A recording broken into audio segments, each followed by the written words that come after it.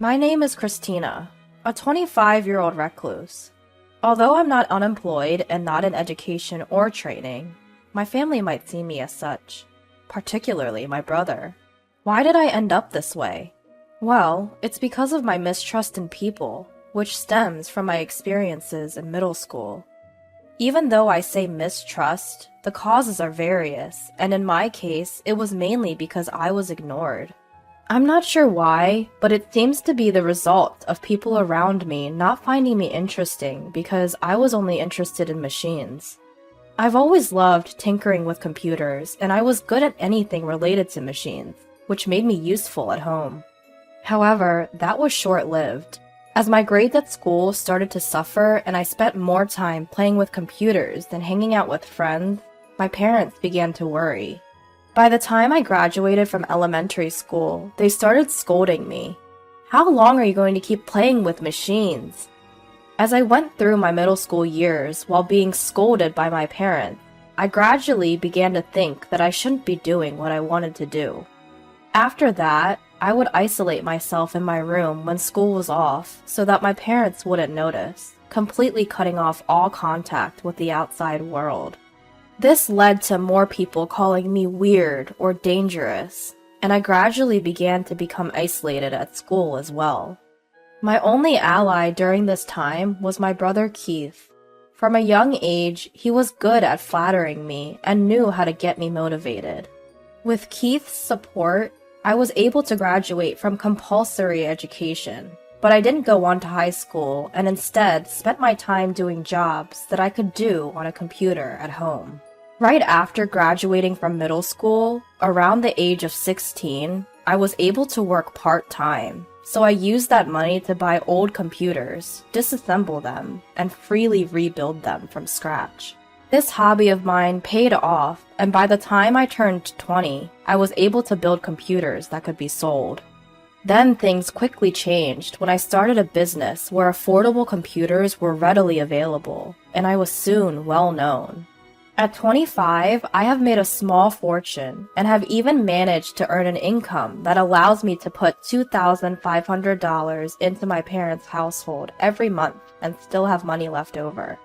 Although I had talked to my parents about my job several times, they didn't understand it, and after a few arguments, they established the stance that as long as I could support myself, they didn't care what I did. Thanks to this, my parents no longer interfered with my actions because I was contributing money and I was able to live freely at my parents' house. However, the one who didn't think highly of me was my brother. My brother, who had been my ally and the only one who understood me when I was a student, used to be very kind. But maybe he got fed up with his sister, who, even after turning 20, was still holed up in her room at her parents' house, continuously tinkering with machines. Eventually, he started to act harshly towards me whenever he saw me, and since I wasn't the type to stay quiet, conflicts with my brother increased, and now we're on bad terms. Our relationship took a further turn for the worse after my brother got married. It seems that my brother's wife was a woman he'd been involved with since his high school days, but she had never thought highly of me after hearing about me from my brother, and she didn't like the fact that she had become my sister-in-law, and seemed to have instilled something in my brother. As a result of this continued situation, I came to be called the plague of the family home. Even though I was isolated in my room, I felt my heart wasting away from the relentless malice aimed at me, clearly different from the worried words of my parents. My parents' home, which had been a comfortable place to be despite various criticisms, was transformed overnight into a den of enemies. I no longer felt at ease, and I gradually felt my parents being won over and my allies disappearing. Despite this, I had sufficient income of my own, was properly contributing to the household expenses, and naturally had the right to isolate myself in my room. But I suppose I seemed like a freeloader to my brother and sister-in-law, who didn't understand what I was doing.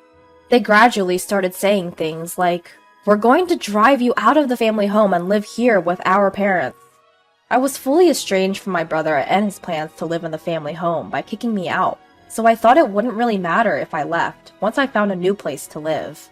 After all, if I was being kicked out of the house, there would be no need to contribute to the household expenses like I had been doing, which meant I could save that money instead.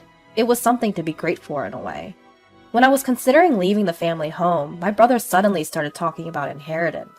Apparently, my brother had misunderstood that the reason I could live comfortably, even though I was unemployed and holed up in my room, was because our parents had money.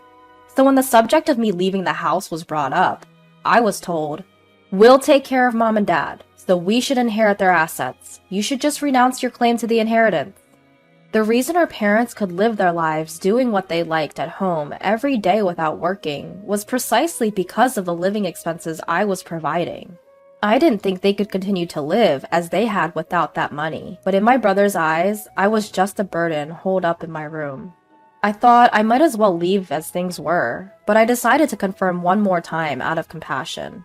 "Are you really okay with me leaving?" I asked. My brother laughed at me condescendingly and said, "We'd be glad if you could just get out already." I realized once again how little he understood. He doesn't get it at all. And felt sorry for him and his wife, which further solidified my resolve to leave our family home. A few days after my brother's declaration that I should leave, I was still holed up in my room.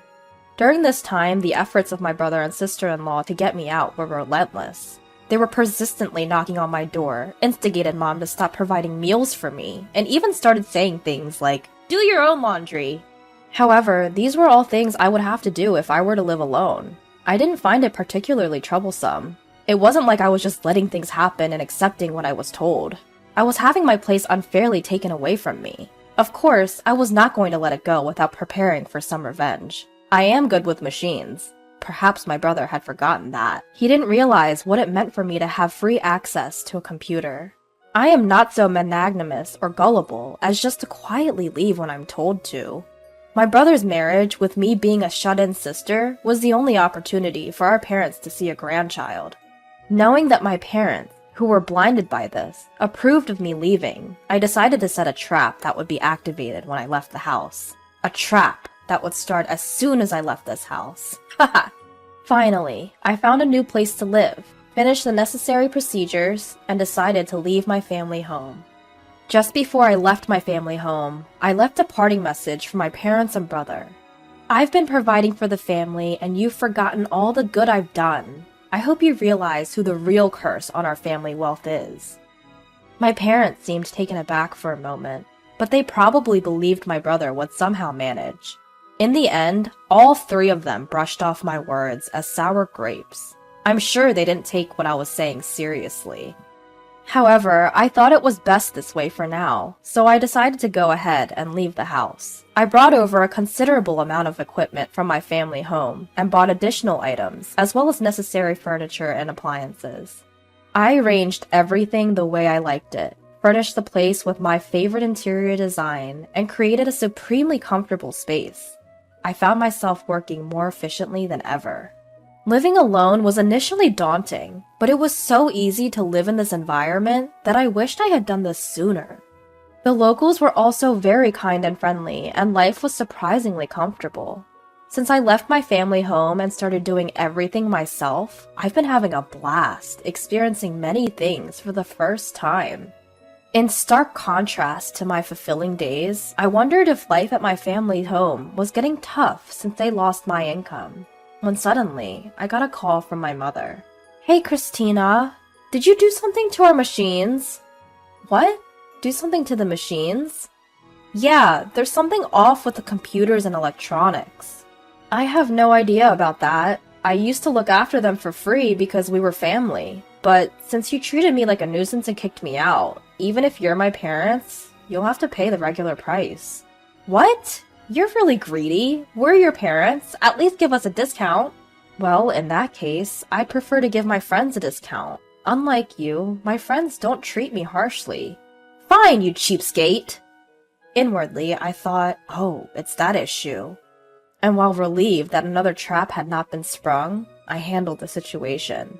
My mother, however, must not have liked my reaction. She hung up abruptly, like a petulant child, and even sent a spiteful email saying something along the lines of, "Mean kids lose their friends." It made me wonder who the real adult was. Honestly, it was self-centered, if not selfish. As for what I had done to the family computer, I had merely returned all the status adjustments I had been doing for free for my family back to their original state. I bet to a novice, it probably seems like the computer started malfunctioning on its own. When I told them to request the company to fix it as an individual, they threw a tantrum. But well, it's within my expectations, so I decided to let it be. 6 months after being kicked out of my home, and just as I was getting the hang of living alone, my father gave me a call. I hate to ask, but can you lend me some money? Excuse me? Lend you money? What do you mean? Well, it's just that your brother and his wife have been spending a bit recklessly. They seem to be under the impression that we're rolling in dough, and it's nothing but complaints from them. They're always saying things like, give us money to buy this, or give us money to go there. I have no idea about any of this. Why do you always come to me with everything? I mean, I've heard of daughters who live alone, sending money home, but parents asking their children for money? Isn't that something you're supposed to do out of generosity? That's easier said than done. Well, even $500 would help. I'm not giving you anything. I won't lend you money either. I have no intention of helping you out financially anymore. Of course, if you pay me for my services, I'll work on your machines. How? You've really become stingy. I guess what Mom said were true. During my unemployed years, he had the nerve to say things like, you used to do whatever you wanted at home, and he kept grumbling about other things. But I didn't care and just hung up. My father didn't send any emails, but he started calling more than twice a day, and I just thought, what troublesome parents I have. A few days after my father's constant contact, my brother, who seemed to be really in a bind, called me next. When I asked him why they were calling me in turn, he said, tell me why our family home was wealthy before. I suppose he must have had a hunch that their financial situation has obviously worsened since I moved out. But it's too late. My comfortable place is my current home. Both my work and life are entirely contained in this house, and there's no way I'm leaving it ever again. Is it maybe the reason our family was wealthy was because I was contributing $2,500 each month to the household? I didn't have to contribute that much, but I felt a sense of gratitude for being raised by my parents, so I gave more. So now, why would I continue to financially support a home that I was kicked out of? There's no way I would, right? I see. So that's why Mom and Dad's financial situation suddenly worsened. I'm sorry, but even if you asked me to come back, I have no intentions of doing so. I understand. Looking back now, what we did was terrible. I'm sorry. It's too late for apologies. Anyway, I have no plans to be involved with any of you in the future. Don't call me anymore. Hey, wait! Ignoring my brother's protests, I hung up the phone. When I left home, I made up my mind never to get involved with them again. It's inconceivable to forgive them that easily. I decided to cancel my cell phone contract. I couldn't bear the situation of receiving calls on various matters anymore. 5 years have passed since I canceled my mobile contract and started living alone, and I got married. My partner works in the same field as me, and he understands my lifestyle. He's a man who helps with the housework in my stead. I thought about contacting my parents since they're technically my family, but it's too late. I haven't reported anything. However, my husband expressed his desire to greet my parents, and curious about the current situation, I hired a detective to investigate the situation at my family's home. Then, a slew of deaths came to light.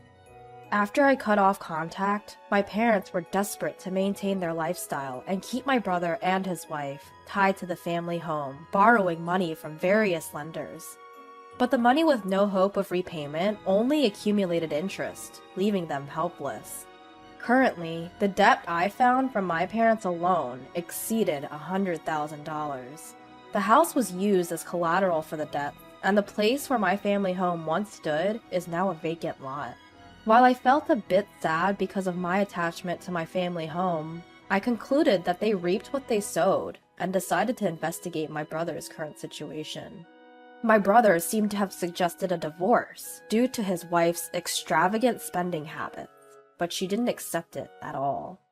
They're currently going through a divorce lawsuit, but this will not last long as it is both time and money consuming. His wife hired a lawyer from somewhere and is resisting the lawsuit, insistent on not parting with my brother, leaving her at an impasse. My brother and his wife don't have children yet, and it's just a rumor, but apparently my brother is infertile.